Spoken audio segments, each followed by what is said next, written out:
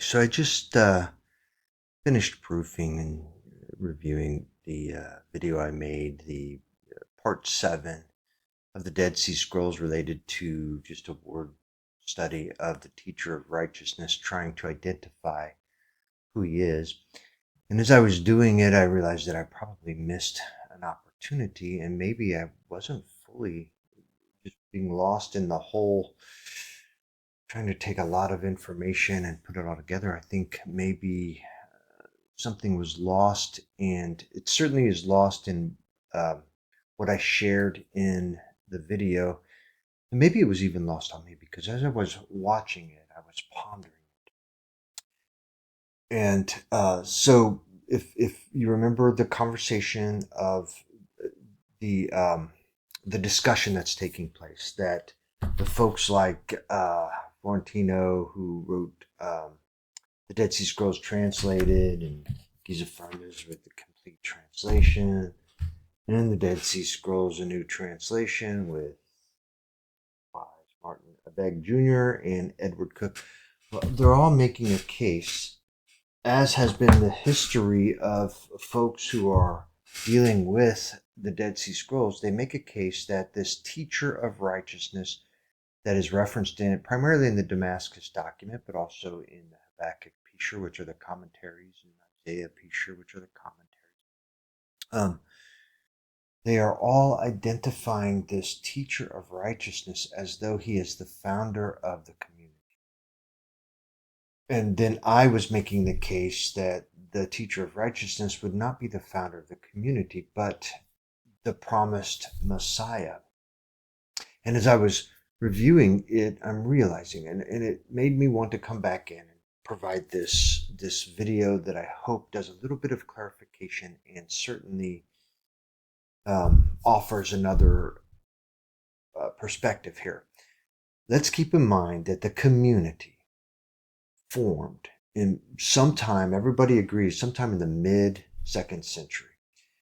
I'm going to say if my hypotheses are correct, and it formed after the deposing of Onias, when Onias, the last Zadok high priest, is removed from office, which would have been in 175. So the formation of the group would have come sometime after that. And I would postulate that it probably, as a community, as these folks started gathering and looking and searching out a place to meet, and ultimately discovered and started gathering in Bethabara. Let's just say that happened sometime in 165 to 160 BC. That'd be a realistic. We don't know when exactly, but that'd be a realistic time frame. So post 175 BC, and let's say 165 to 160. So this would be the founding of the community.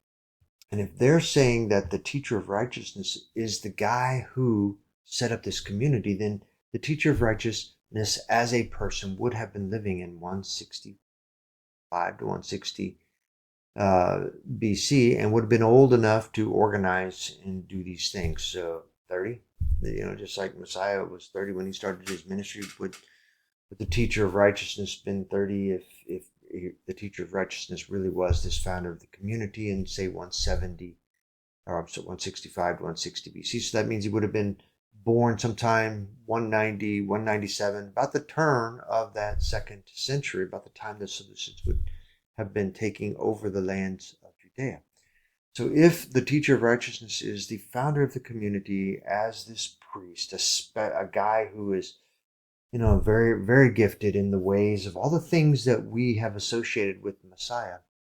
But all of this would have been happening, even if there was a gentleman, a guy, a priest who had all this gifting similar to the Messiah, who founded this community that would have been in 165 to 160 BC. When we are dealing with the descriptions of the teacher of righteousness in the old writings, like in Joel and Isaiah, and even in the Damascus document, when they're referring to the teacher of righteousness, like in the Damascus document, that when this group of people that I call the faithful remnant are considering their ways and Yahweh recognizes their perfect heart, that they are admitting that they're guilty men, considering their ways. And so he raises up for them a teacher of righteousness, which, I mean, that's all of history. That's, he promised, Yahuwah promised to raise up our Messiah, referencing him sometimes in the old writings as the teacher of righteousness and the teacher, but oftentimes by other mantras, because he did more. He was a priest. He was our savior. He was our king. So he was referred to as things other than the teacher in the old writings, and not just the teacher of righteousness. But in the context of the Dead Sea Scrolls and the Damascus document, we're saying that Elohim, because they had turned their heart, raised up for them a teacher of righteousness. Again, if that is the teacher of righteousness that was raised up according to them in 176, because they do the math, 390 years from Babylon, and then 20 years for that period of time that they've considered their ways and groped about like a blind man for 20 years. So they added together to come up with 176. So they're basically saying that the teacher of righteousness lived, operated, and founded the Qumran, or what would have been Bethabara at that time, in those days, 176 to 165 to 160 BC. But if the teacher of righteousness is the Messiah, as I am offering, and the promised Messiah, then he comes also during the days of the community. So he would not have been the founder of the community, and yet he would have been raised up in the days of the community, because the community would have started in, let's just say, 165, 160, and then would have been 160 years, 165 years in existence before Messiah is even born in 4 BC, whatever it is. But it would have continued in existence in AD 25, 26, 27, when Messiah came down to them, when Yahushua came down to them, where he was baptized and anointed by John the Baptist. This would have been 26, 27 AD, during the life and the time of this community. So literally, the teacher of righteousness would have come to this community, whether he was the founder of the community in 165 to 160, like all of these authors and like everybody, so many will postulate, back at the beginning of the foundation of the community, or whether it's the Messiah, the promised Messiah of antiquity, of history, of their promises, who came then 165 years later at the turn of the era, the turn of BC to AD, BCE to CE. Either way, the teacher of righteousness comes to this community either as the founder or as the Messiah many years later. I'm saying there's so much evidence that the teacher of righteousness that they're referring to is the Messiah, and when he comes, and then he leads them in the ways of Yahweh and the perfect ways of Torah, as we will see as we saw in the Pesher, in the Isaiah Pesher. I think it might have been the Habakkuk Pesher, but in one of the commentaries describing what the teacher of righteousness was doing, leading, in the ways of righteousness and teaching and the different things that Messiah did to the community in that time. And I think it's important to keep in mind that, as I have shared throughout this series, the community is the faithful remnant. They are largely the people who received Messiah in the early days. They are the people, you had Andrew and who was it? That it wasn't Peter at first, it was Andrew. But they were disciples of John the Baptist. They were disciples. They were teaching and learning under John the Baptist, who was operating, in my opinion, I think confidently, in my opinion, in this community. And then John the Baptist recognized Yahushua coming and all the promises and what he says about Yahushua coming. And then his Talmidim, or disciples, ended up following Yahushua, the Messiah, the teacher of righteousness, when he came to them. And then we have that passage of time that once they successfully, I don't remember how they word it now, but basically once Messiah is killed, we then have the 40 years from his death um, into to the time of the destruction of the temple.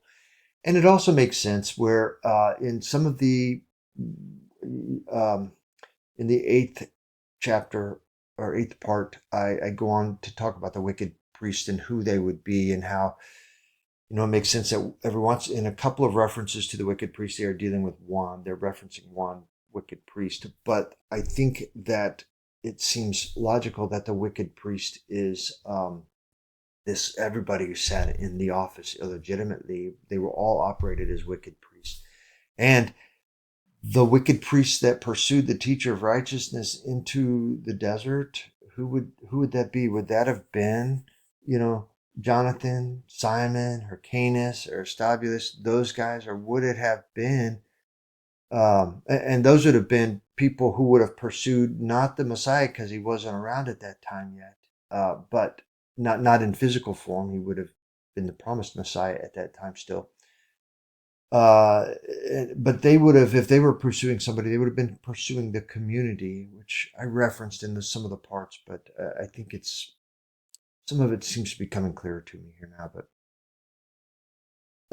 if it's that grouping of priests who pursued the man, the teacher of righteousness into the desert, then that would have been the community because the Messiah wasn't about yet. But if the wicked priest extends, as you'll hear me talk, if the role of the wicked priest extends down into Caiaphas and Ananias, when they are also illegitimate priests sitting in the high priesthood, if the wicked priest and their office continues to be defined as the wicked priest, then they literally pursued Yahushua into the desert, into the places where he went. They pursued him and they persecuted him, literally persecuted him. So in that case, it seems to make sense that the wicked priest in those moments would have been in the days of Yahushua, in the days of Messiah, through Ananias and Caiaphas.